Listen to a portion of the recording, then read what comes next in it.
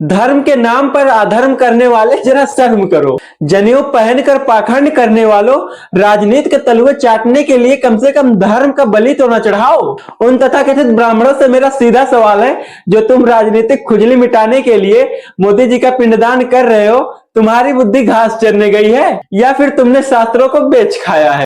जरा इन मेरे प्यारे प्यारे 3 सवालों का जवाब दे दो, फिर अपने ही हाथे अपने मुंह पर तमाचा मार लेना। क्या मोदी जी आपके बाप दादा हैं? अरे अरे गुस्साइए नहीं। शास्त्रों का मर्यादा चीख चीख कर कहता है कि पिंडदान सिर्फ पितरों का किया जाता है। अगर आप मोदी जी का पिंडदान कर रहे हैं तो आप दुनिया के सामने स्वीकार कर लीजिए कि आपने मोदी जी को अपना परम पूर्वज मान लिया है। बिना खून के रिश्ते या बिना प्रीतभाव के पिंडदान करना केवल और केवल घटिया नौटंकी है।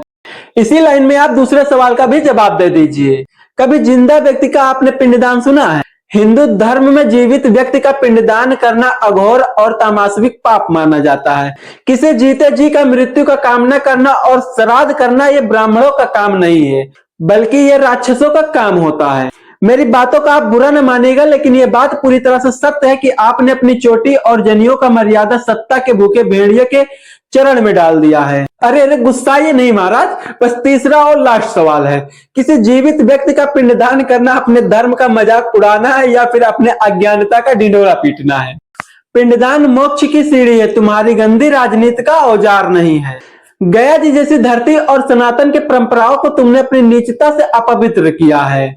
क्या तुम्हारे पूर्वज स्वर्ग में बैठकर ये सोचकर शर्मिंदा नहीं हो रहे होंगे कि उनका वंशज इतना बड़ा मूर्ख और अधर्मी निकला? राजनीति का विरोध करो, सीना तान के करो, मगर धर्म की मर्यादा मत लांघो। तुमने जो काम किया है इससे मोदी जी का बाल भी बांका नहीं होगा, लेकिन इस काम से यह सिद्ध जरूर हो जाता है कि धर्म के असली दुश्मन तुम ही लोग हो।